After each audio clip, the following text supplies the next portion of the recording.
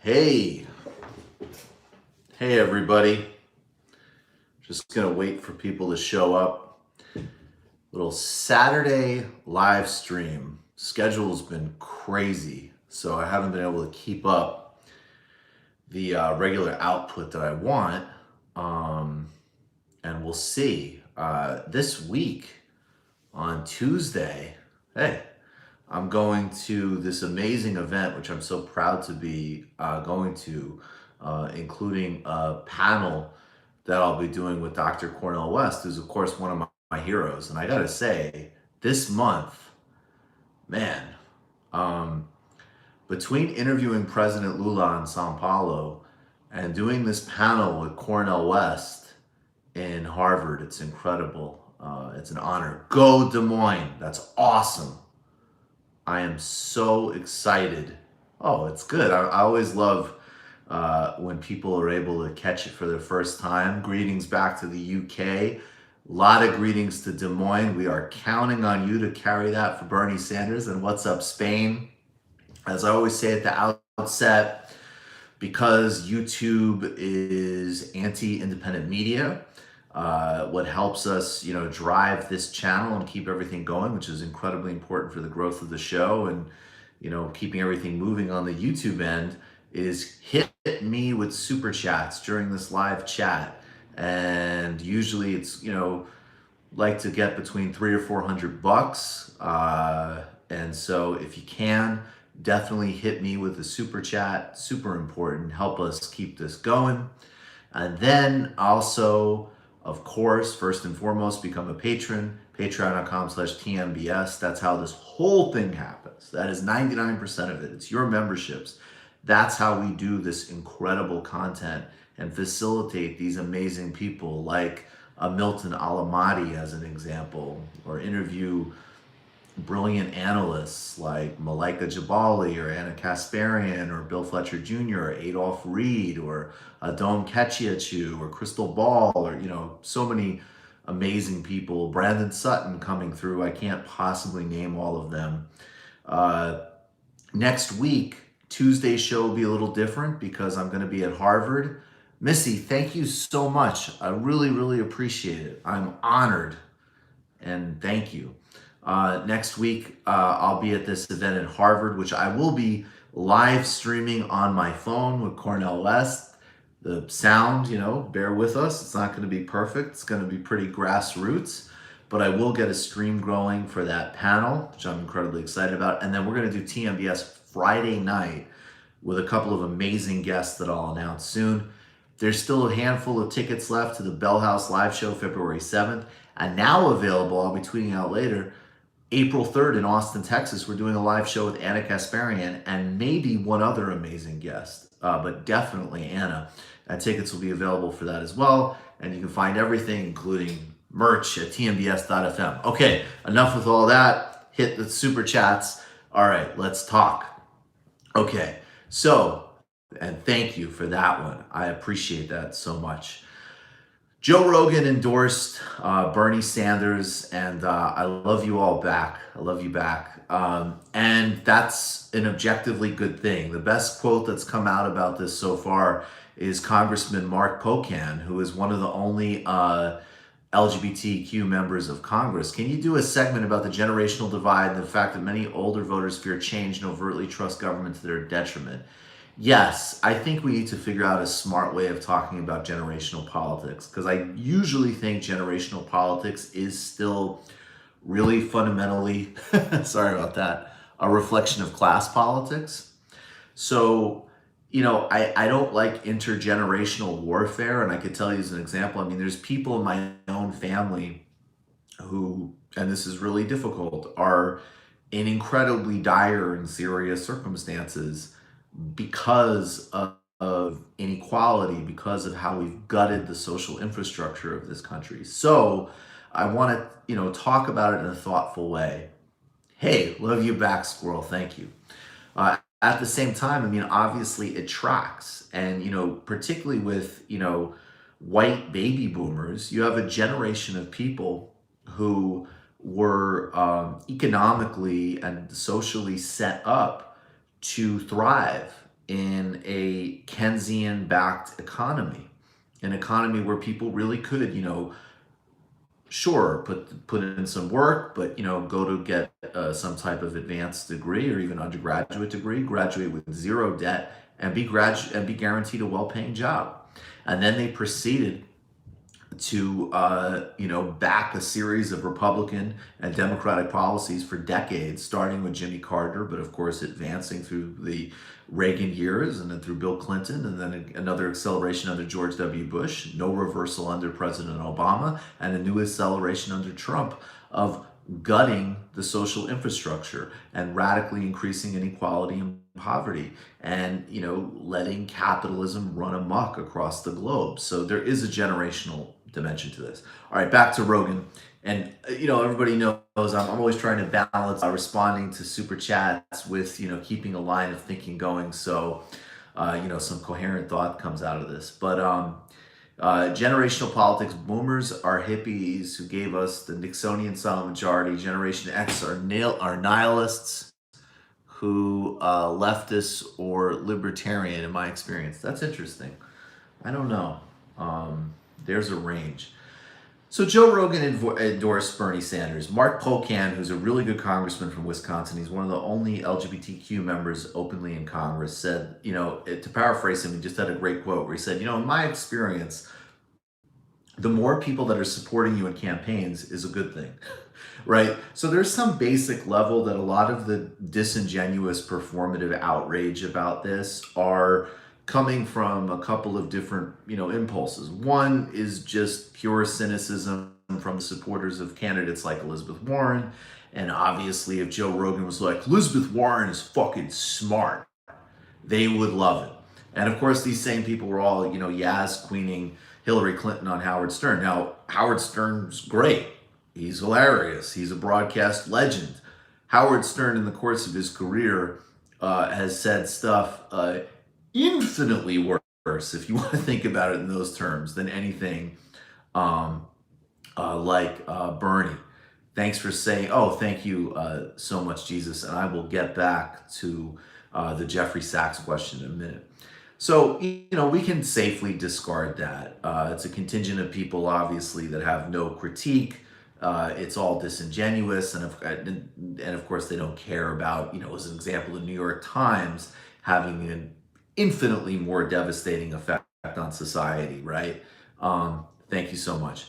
Then I think there's people who, and I would split this into brackets too. I think there's folks who, but let's just start with the bad responses. People who maybe don't necessarily support another candidate, but really fundamentally have an approach to politics where they're building a certain type of online subculture. They don't care about wielding power and winning. Now, there's no doubt, obviously, there's a lot of subtleties to how you wield power. We know historically, I'll reference her again. Malika Jabali put a very smart thread on Twitter just now about the historical. I wonder if Joe Rogan will respond somehow himself. Yeah, I'm sure he'll talk about it. Historically, obviously, great progressive advances in this country have excluded people of color and African Americans systemically, right? Now, that's because America has been, since its inception, as anybody who has any historical grounding knows, a white supremacy-driven racist country. Now, the argument and the distinctions that we start getting into between, say, like what someone like Adolf Reed puts forward is he historicizes it as a process, not a metaphysical religious fact that cannot, first of all, change and morph, and secondly, be actually contested in the realm of politics. But of course, as an example, the synthesizing of these things is important. However, with the reaction to Rogan, what you really see, though, with a certain contingent is just a desire to, yes, it's pure vampire castle. They want a vampire castle. They don't care about winning. They don't care about achieving results. And it also, as other people have pointed out, sort of shows a lack of confidence in our left message. Because Bernie Sanders and Cornel West, for that matter, or Kyle Kalinske, for that matter, go on Joe Rogan.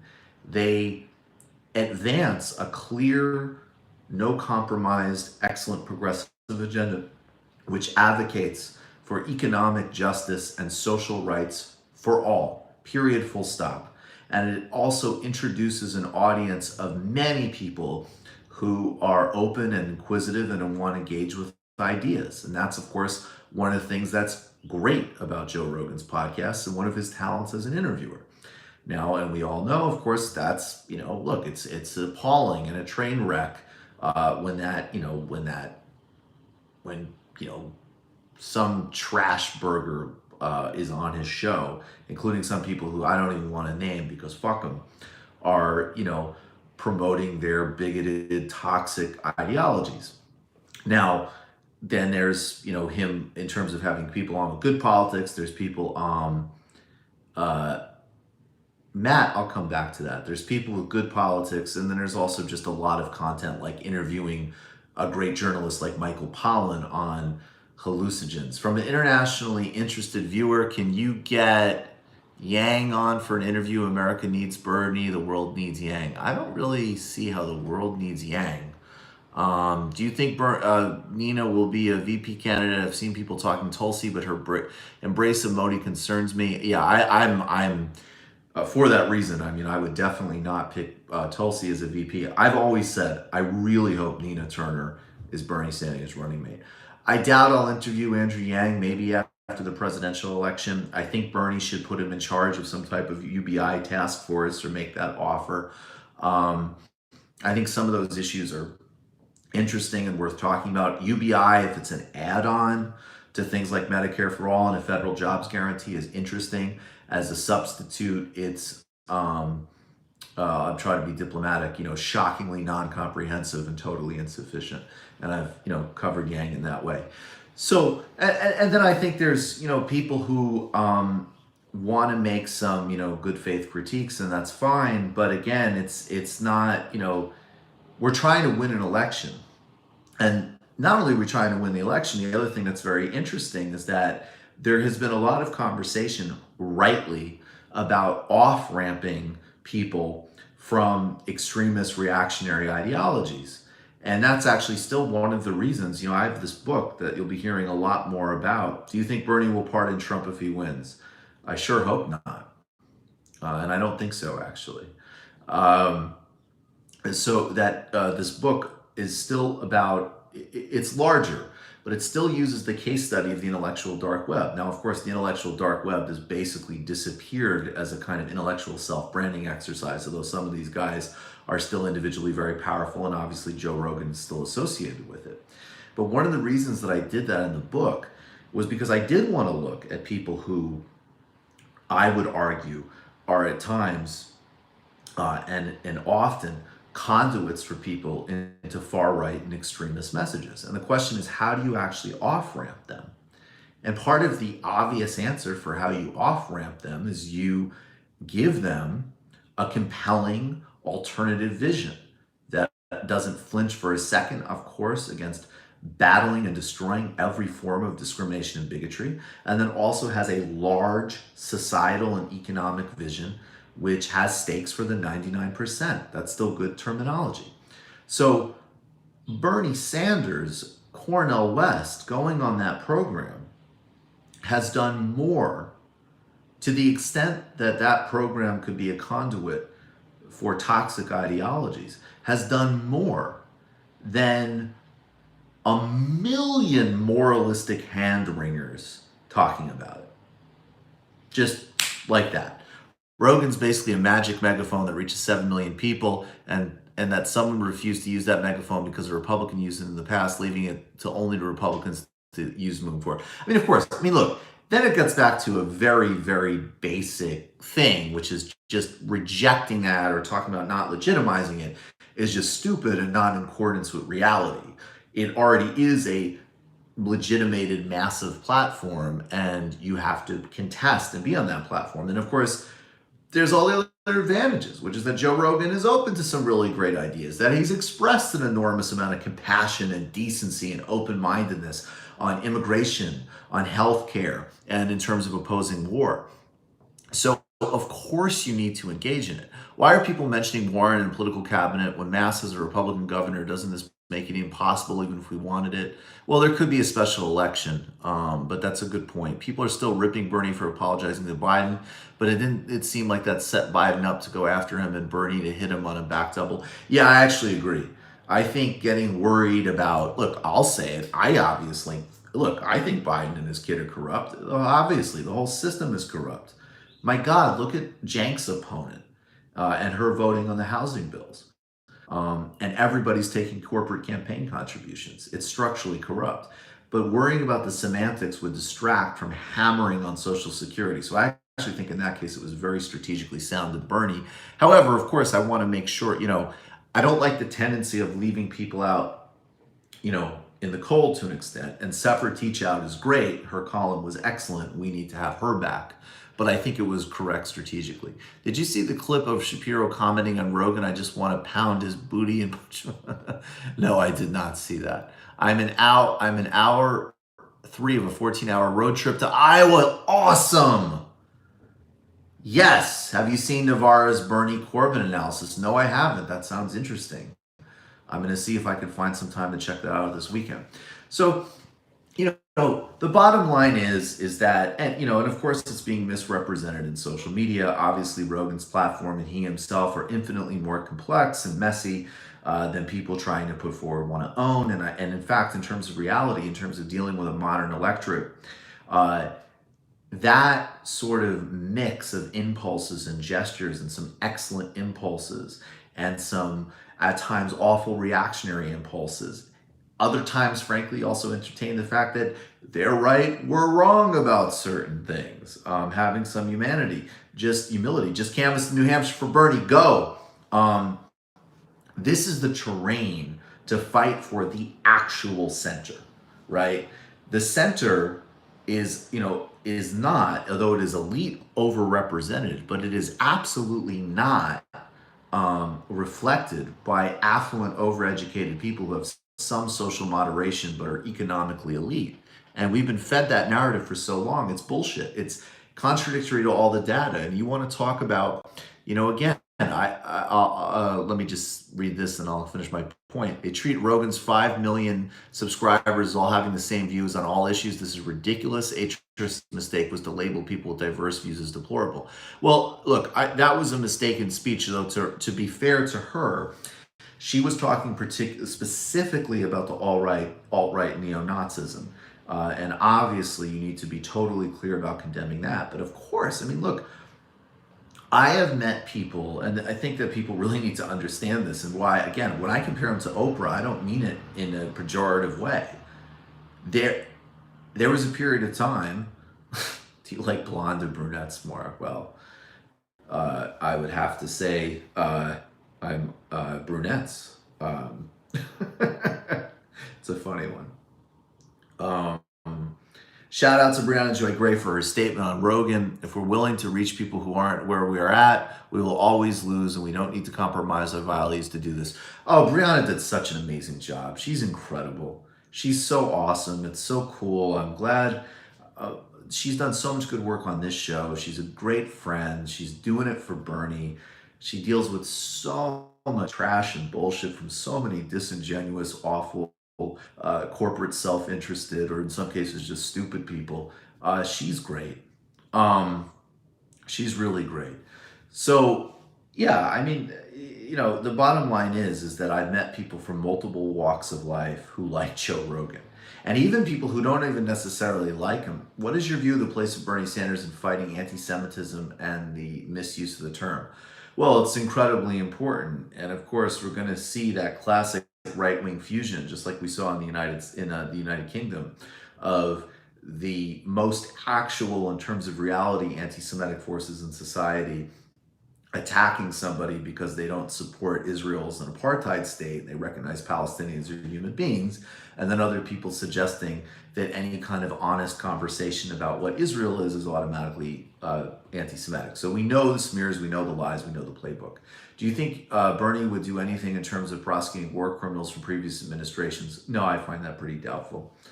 I think it's worth putting in the air, but I find that doubtful. Are you coming to the Oakland and Bay Area? That's I mean, we don't have dates yet. The next two shows are in Brooklyn and Austin, but that conversation is in the works. Even my mom one day said, "Oh, I watched some of Michael Pollan on Joe Rogan." She had no idea who Joe Rogan was. She just saw an interesting interview on psychedelics with Joe Rogan. I had a roommate years ago, a friend of mine who's an Asian American man who worked in advertising. He was primarily interested in Rogan's health and comedy and fighting coverage, right? Organize, mobilize, don't get distracted, keep up the great work. Absolutely. No one in the real world cares about this. The extent these things matter is when they drive and create, discord and distraction and feed bad thinking and bad tendencies. And then I've actually know people who are, extremely on the left and frankly have tons of complaints about Rogan's takes, but they listen to the show and like the show because he's a great interviewer. It has some good guests. And then obviously I know people that are, a bit more on the right who've liked Rogan. So, this is a mass platform. I don't know. I mean, it would sort of be, has Oprah promoted some things? I didn't like The Secret. I thought The Secret was a bastardization of spirituality and a distillation of neoliberalism as falsely represented by pseudo metaphysics. And Oprah put that book on the map. Would I demand, was it helpful for President Obama that she endorsed him? Of course, right? Have you seen Philip Agnew's speech in Iowa? Bernie Surrogate speaks from the heart. I haven't seen it yet, but I'm excited. He's going to be on the panel as well at Harvard. I would love to see you discuss the importance of the spiritual aspects of politics with Cornel West and Agnew in the panel, especially the recent rally with Agnew and the hand-holding thing. Very powerful. I'm really excited to do that. Spirituality and genuine actual humanism is paramount to our project. If we don't do that and we don't cultivate that, I don't think we'll succeed. And it's incredibly important. I don't know if the flu from China's virus out of China is blown out of proportion. I do know though that we have a catastrophic underinvestment in global health networks. I just want to say thank you for helping me clearly understand left politics for all the information you provide. Well, thank you. I'm super honored. So, that's really the thing with Rogan. And I think that we can just push back against the bullshit. They keep trying it, move on, just put out some, fucking nonsense. We got to push back. We got to debunk. But also remember, of course, that when you go to the real world, people are fighting for their rights in every category, whether this terrorism against migrants and refugees from this administration, in fact, of course, the literal war and terrorism against trans people across this country, the assault on reproductive justice and basic health care, and then, just the overall 1% versus 99% late stage capitalist war on all as perfectly distilled and represented by the grotesque barbarism and authoritarianism of Donald Trump and Bill Barr. Bernie Sanders is, and the movement behind it is the antidote to that. And that's the other thing that's really tricky. In 2016, obviously, in any scenario, I would have supported Bernie Sanders. He's the person we need to be president if we want to off-road from apocalypse. And at the same time, as a political analyst, I would just say, hey, look, if you want to play it really safe, Hillary Clinton has a ton of vulnerabilities. She's not a great campaigner. She's not particularly popular. Joe Biden has a lot of vulnerabilities. He has a horrible record from every phase of his career, from the late 1970s through 2016, from offering Social Security and advocating Social Security and Medicare cuts, the construction of the war on drugs, the prison industrial complex, the invasion of Iraq, drones, Anita Hill. He's awful, but you know what? He'll beat Donald Trump. He's got the chops. He knows how to do it. Remember, part of politics is just performance. Part of it is just people processing who they do and don't like. He would knock it out. And this campaign, in addition to all of the huge amount of problems that the dealings of him and his son and his family pose, and how that just writes a million attack ads for Trump and talking points for Republicans, he's diminished. Just objectively. Sorry. It's terrible. It's actually very depressing. Congrats on the Presidente Lula interview. It was real. It was awesome. Thank you for being a major ally of the Latin American left. Well, it's my absolute honor. We will 100% continue. Look forward to part 2 of President Lula interview coming next week. And I only want to do more of that type of work. And of course, all solidarity. More immoral Bernie, please. Re-listened at the end to Libertarian Caller at least 10 times and laughed every goddamn time. Oh yeah, immoral Bernie. I just get off on the idea of taxing Jeff Bezos so people could have childcare.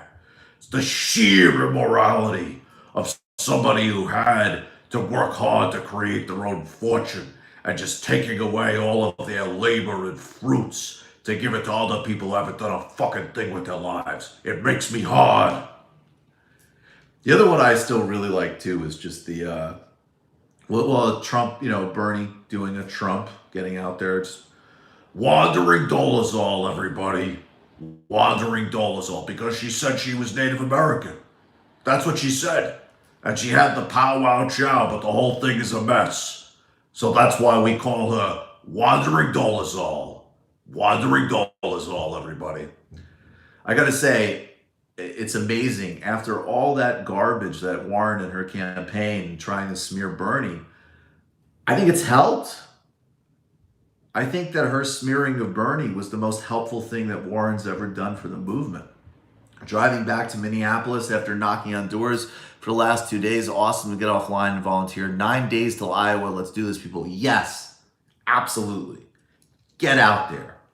Knock on those doors. Make those phone calls. Contribute if you can. We have to stay absolutely relentless. And by the way, the next phase is that authoritarian oligarch, Mike Bloomberg, is waiting in the wings.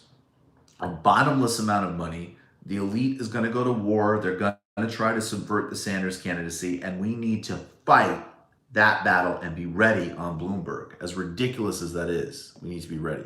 Love your grind. Wanted an update on the book. Cliff, the book, as soon as I finalize cover art and the copy edits are done, we will announce a publication date. But we're starting to get within a matter of several weeks here.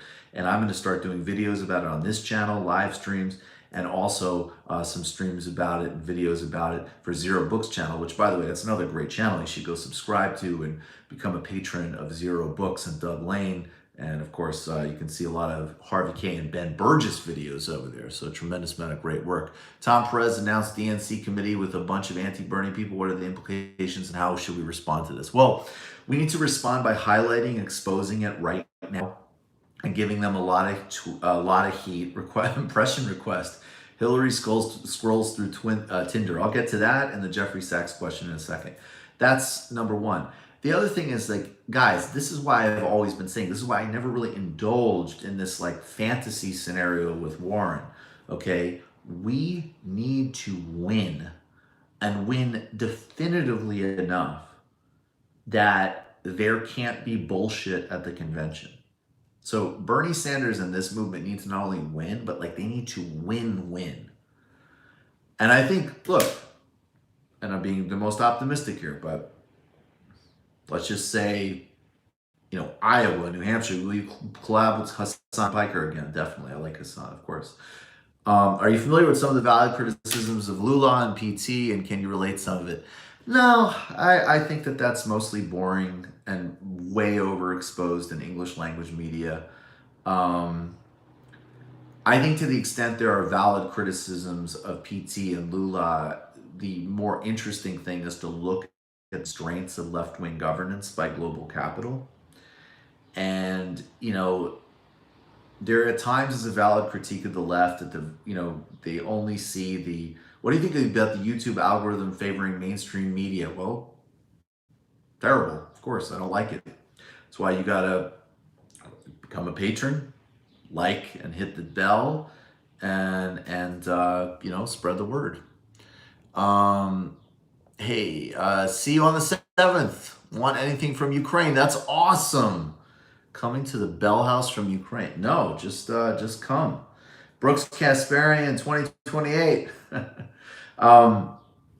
So yeah, I lost my train of thought on that one. Bernie needs to win super decisively, and the emphasis just needs to be on as big a margins as possible. So you're going into the convention with as little room for bullshit as possible, and you need to put relentless, sunlight is the best disinfectant and all these things. Um, Fake news, VP guy, fake news. How dare you?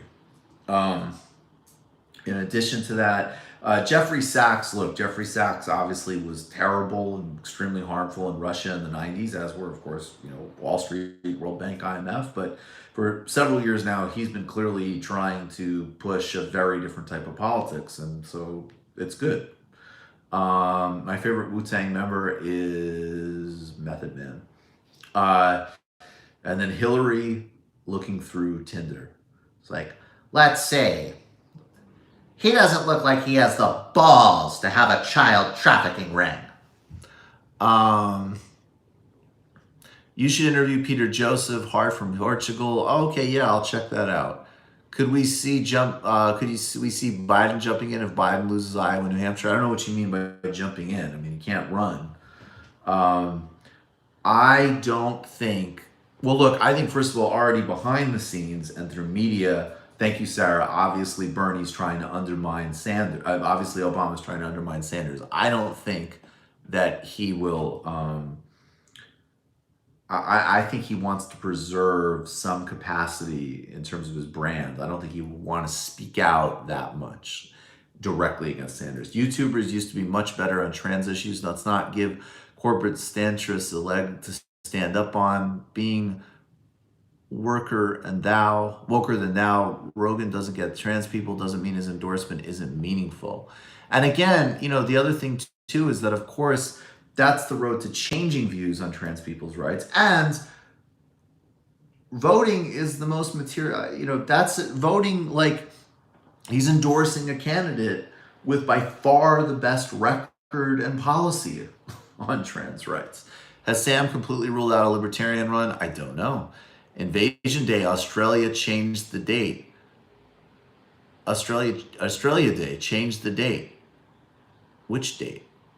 I used to follow the IDW not because I agreed with everything the type of thought said, but because I agree with it enough. When I looked up for alternatives, the Vampire Castle always pushed me back until the conduit led to Dave Rubin. At that moment, I thought, what the fuck is this? I need to find an alternative now. This helped me find your show, a true alternative without the Vampire Castle. Thank you. Well, I'm super honored to hear that. And that's definitely a major goal of this show is, again, an anti-Vampire Castle, an emotionally intelligent, a strategic left, one that's committed to humanity, one that's actually committed to winning and wielding power and hopefully surviving into the 21st century. What do you think of Bernie's VP? Who do you think would be Bernie's VP pick realistically? I think Nina Turner. I'm sorry, I just haven't heard a good reason why she wouldn't be a great pick. She's a phenomenal campaigner. She's comes from Ohio. And I do think, like, the previous things, like, okay, she isn't a senator or a congresswoman or a governor. Donald Trump is a fucking crooked game show asshole. He's the president. I say, why not? I mean, look, I think, I think Warren would have been the pick before that smear. And then besides that, the list starts to get really, I don't know, because I do think in Bernie's case, he's gonna want to pick somebody that actually will continue this to some extent. And that eliminates so many people. Not to say he won't, he'll be pragmatic and he'll figure something out. But, it's one thing to, and again, pick Elizabeth Warren. He still might pick Elizabeth Warren. And she's very different than him, right? But maybe close enough. You can't pick Pete Buttigieg. I mean, come on. Please do an impression of Tom Steyer getting rejected by Bernie after he asked if he can go to his birthday party. Bernie, can I go to your birthday party? It's just a Chris Matthews one. I can't do Steyer yet, but it's just kind of like, oh, Tom, I appreciate it, but I would like you to get your ass out of Burlington. Have you read any of the articles about UFOs that have been in the New York Times and elsewhere? Rogan talked about it quite a bit. Anyone else a believer here? Love you, Mike. I love you back. I haven't read that much of that stuff, to be honest. I did interview my buddy Corey Pine on it on the Majority Report, and I think he's interested in that stuff. I would have to look into it more, to be honest. What do you think of the mayor of San Francisco endorsing Bloomberg? I think that that makes total and utter sense. It is a neoliberal hellscape. California has major problems with inequality. It has major problems with uh, poverty. It's a pawn of the tech industry. People have lost their homes. I mean, it's absolutely horrible. So of course she would endorse a technocratic oligarch like Bloomberg. Interview Sahil Habibi, aka Progressive Voice. Okay, thoughts on Rashida Tlaib for Bernie's VP? If she is, I don't know, how is she old enough? I don't know her age. If she's old enough, I would certainly put her on the list. Rashida is great. She's awesome. And also again, that's a Michigan pick right there. So I'm liking Nina Turner. I'm liking Rashida Tlaib. You know, obviously Warren wouldn't be, I wouldn't be particularly excited about Warren, but again, I think she would have been. I think the question mark now is after the smear she tried to run a couple weeks ago. Steyer is going to be the only billionaire that doesn't get axed. Steyer's trying to get to be the only billionaire that doesn't get taxed under a Sanders presidency. Right. Pundits. Biden can only reach out to the right. Bernie has Rogan say he likes him. Everybody's shocked face. I mean, look, it's the level of disingenuity is just awe-inspiring. And of course, if Rogan said like, oh, I think Biden's fucking cool, and let alone, I mean, if he said, Warren was smart, there would, it would just be vomiting, stupid emojis all day. So yeah. Anyways, guys, I do have to run. I appreciate all of you. Much love. Tomorrow, we're doing a future building exercise with Daniel Bessner for TMBS patrons, where we play out the 3 different futures. The nightmare, Trump is reelected. The softer nightmare, a non-Bernie Democrat is elected. And then also Bernie's elected. What can we look at the 3 different scenarios with some clips and footage from Children of Men, Jesse Jackson's 1988 presidential run, and Tony Blair gloating. So a lot there. You get 2-to-1 content as a patron, so go do it. You also get, oh, thanks, man. And get your hoodies at tmbs.fm. You get 2-to-1 extra content, and you get early bird discounts on all of the live shows, which we're going to be doing more of. Patreon.com/TMBS. Panel in Harvard on Tuesday. Live show next Friday. Become a patron. If you get, click subscribe, click the bell. Please spread the word. That's the way independent media gets out there. And my God, do we need it. We're under siege from every side. I appreciate all of you so much. Honored. Peace and love.